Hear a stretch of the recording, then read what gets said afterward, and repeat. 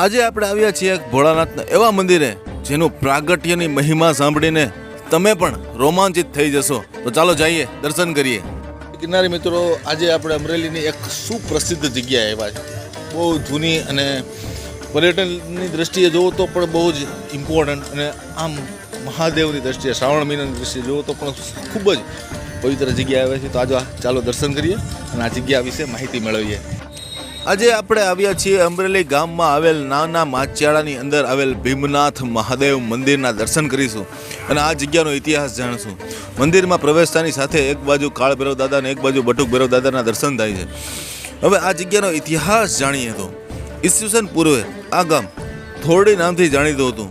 મુળવાજી દરબાર આ ગામના મુખ્ય હતા અને તેમના ધર્મપત્ની રૂપબા બંને ભોળાનાથના અસીમ ભક્ત હતા. એક સમયની વાત છે, મુળવાજી દરબાર અને તેમના ધર્મપત્ની જંગલમાં વિચરતા હતા. ત્યારે જંગલમાં એક સંતનો ભેટો થઈ ગયો. તેમના દર્શન થયા અને તેમની સેવા માટે સેવા કરી અને કહ્યું કે તમે અમારી ઘરે આવો અને તમે દર્શનના અને તમારી સેવાનો લાભ આપો. ત્યારે સંતે કહ્યું કે નહીં, અમે તો જંગલના જોગી કહેવાય, અમે તો જંગલમાં જ વિચરતા હોઈએ. ત્યારે જંગલમાં બંને દંપતીએ ખૂબ જ સંતની સેવા કરી અને સંત ખૂબ પ્રસન્ન થયા. ત્યારબાદ તેમને આશીર્વાદ આપતા કહ્યું કે તમારે ભોળાનાથના દર્શન થશે. અને ચૈત્ર મહિનાની 14ની રાત્રે બંને દંપતીને ભોળાનાથના સાક્ષાત દર્શન થયા.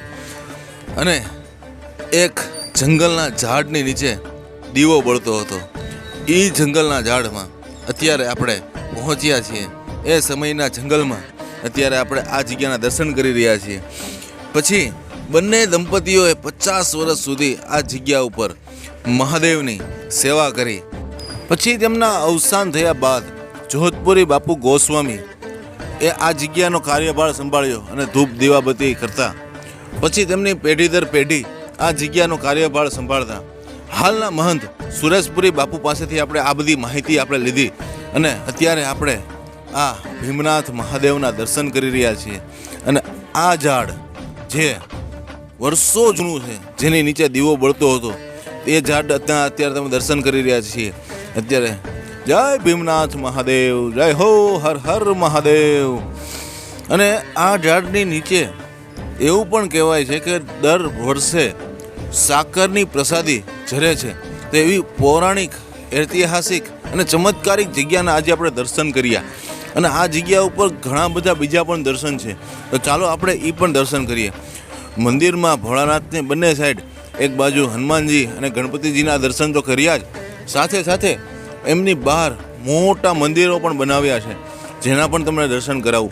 અત્યારે તમે એ હનુમાનજીના દર્શન કરી રહ્યા છો અને સાથે સાથે પછી હું તમને ગણપતિજીની પણ મસ્ત નાનું મંદિર છે, તેમના દર્શન કરાવું. તો આજે આપણે આ એક સંતના આશીર્વાદથી દરબાર શ્રી અને તેમના ધર્મપત્ની દ્વારા આ જગ્યા ઉપર ભોળાનાથના સાક્ષાત દર્શન થયા બાદ આવી પવિત્ર જગ્યાના આપણે દર્શન કર્યા. અને આ જગ્યાનો ઇતિહાસ અહીંયા પણ લખ્યો છે, જે પણ તમે પૂછ કરીને વાંચી શકો છો. અને હવે આપણે અહીંયા જે બીજા નાના મોટા મંદિરો, સમાધિઓ છે, તેના પણ તમને દર્શન કરાવું. અત્યારે તમે પાછી એક નાની એવી સમાધિના દર્શન કરી રહ્યા છો. પછી મંદિરની પરિસરમાં ઘણી બધી સમાધિઓ સાથે એક હવનકુંડ પણ છે, જેમના તમે દર્શન કરી રહ્યા છો. અને શરૂઆતમાં મેં તમને બતાવ્યું એ પ્રમાણે કે શરૂઆતમાં ઘણી બધી નાની મોટી સમાધિઓ છે, તે બધી આ જગ્યાના મહંતો અને સાધુ સંતોની છે. અત્યારે તમે કાળ ભૈરવ દાદાનું નાનું મંદિર જોઈ શકો છો. અને અત્યારે હવે આપણે મહાકાલી માતાજી અને હિંગળાજ માતાજી બંને માતાજી એક સાથે છે, એનું મંદિર પણ જોઈ શકો છો. એ માતાજીના દર્શન પણ તમે કરી શકો છો. અત્યારે જય હો હિંગળાજ માતાજી, જય મહાકાલી માતાજીની. હિંગળાજ માતાજી મારા કુળદેવી છે અને મહાકાલી માતાજી ખપ્પર બિરાજમાન, ત્યાં ઘણી વાર દર્શન કરેલા છે, દર્શન આપેલા છે માતાજીના. એવી આ સિદ્ધ જગ્યાના આજે આપણે દર્શન કર્યા. તો વિડીયો તમને ગમ્યો હોય તો વિડીયોને લાઇક જરૂર કરજો, શેર જરૂર કરજો અને ચેનલને સબસ્ક્રાઈબ જરૂર કરજો. અને આવી રીતે બન્યા રહેજો ભૂમિયો ચેનલમાં. આવી રીતે નવી નવી જગ્યા, નવા વિડીયો લાવતો રહીશ.